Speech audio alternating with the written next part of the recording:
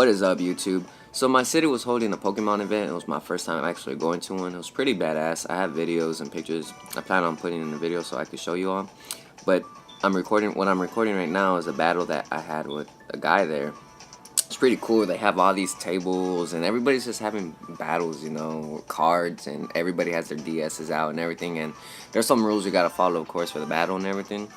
And so I thought it was pretty cool, and this guy asked me for a battle, and I was like, alright. And so we went ahead and went with the battle. It was a pretty good battle, and of course, it's a short battle because he did forfeit the match. But let's go ahead and get into the battle.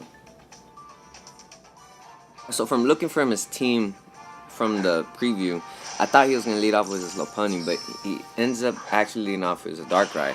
So I was like, so I led off with my Sharpedo, and I went for the Protect, you know, because I thought he was going to lead off with his Lopunny, but it was still a good matchup to me. So I went for Protect to get the speed boost up, and I believe he went for the I forgot what he went for, but I go for the Earthquake, and he did go for the Dark Void. So, of course, all Darkrai's go for Dark Void. It's annoying. Bad Dreams, Dream Eater, just literally it withers down your Pokemon. So I'm gonna go ahead and switch out. So I was like, okay, he's gonna use Dream Eater for sure. I mean, that's obviously what he's gonna do. That's what all these Darkrai's do. So I switch out. I go into my Whimsicott. My Whimsicott is a prankster, so all its status moves do go first. So he goes for Dream Eater, and I went for Encore.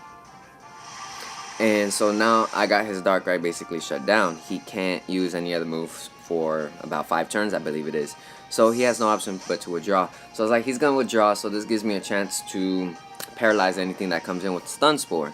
So he comes into his Malamar, and Malamar is weak to grass type. So then again, you know, I do carry U-turn on my Pokemon. So I do get the paralyze on his Malamar, and I go for U-turn, almost taking out his Malamar. So that was good. So I come back in and I switch out to my, I believe it was my Drapion. So I believe I went for a Sword Dance. He went for Night Slash, and I believe I go for a Swords Dance here just to boost up my attack, which I thought he was gonna switch out or something. I'm not sure. So I was like, I probably will get a free Swords Dance up, but it wasn't like that. So he gets the Parahacks, and I'm able to take him out with the Earthquake, and that's his Malamar out the way.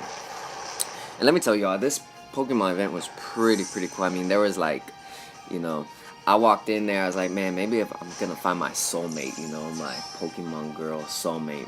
Man, I mean, there was a lot. It was packed. It was like, there was a lot of kids from like 12-year-olds to probably about 20-year-olds, and then there was some adults there. But it was pretty cool. It was just cool seeing a lot of people, everybody enjoy like doing what you're doing, and you know, there's prizes and everything there to win. It was pretty cool. I liked it, and they're having another one next Sunday, so I plan on going, and this time I'm gonna record, you know, and probably put up a little blog on the channel for y'all to see. So back to the battle. He switches into his Lopunny. I thought he was gonna go for Fake Out or something. Guess he didn't. So I was like, this is probably not your average set that all Lopunnies run. So I'm still asleep, and I switched into my Sharpedo just to hurry up and get him out. You know, I wanted to wake him up already, so that is why I switched out into him, even though he was asleep. He does go for the Covet, which does bring down my attack, which kind of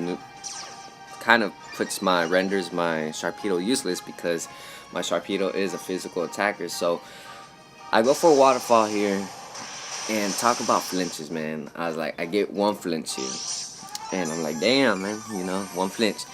And I was like, that was a lucky one. So I go for another Waterfall. I was like, maybe I could get another flinch, you know, who knows. And I go for the Waterfall again, and I get another flinch off his Lopunny. I can see the guy across me, you know, he's looking like, I can see where he's getting a bit irritated. And I'm trying not to laugh, but it was just, you know, it's hilarious because honestly, I'd be getting mad myself too.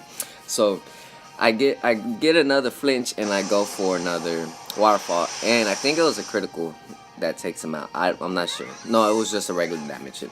And I see this guy, he makes a little noise, he like shrugs, and I'm like, you know, I'm trying not to laugh, but it's just hilarious, you know, because I know I'd be the same way if I was on the other side. So anyways, he switches out to his Miss Magnus. This is where the game is about to come to an end. Honestly, he's down to 2 Pokemon, and I outspeed, of course, and I go for Crunch. He does live in Red Bar, and he goes for Magical Leaf. Wasn't quite enough, though, to take out my Sharpedo. And I'm able to go for another Crunch. And this is where actually after I take out his Miss Maximus here, and I think this is where he, yeah, forfeits the match. So other than that, it was a good battle. I did handshake him and said, great battle and everything. And he did look like it did look like he knew he was doing. I guess it was just a bad matchup, Pokemon wise, and all that. But other than that, that was a battle, and I do have more battles coming. I do want to record down there and just make a vlog about it, post it up on the channel. I think it'd be cool for y'all to see and everything. So other than that, hope y'all enjoy the battle, and this is Shiver out.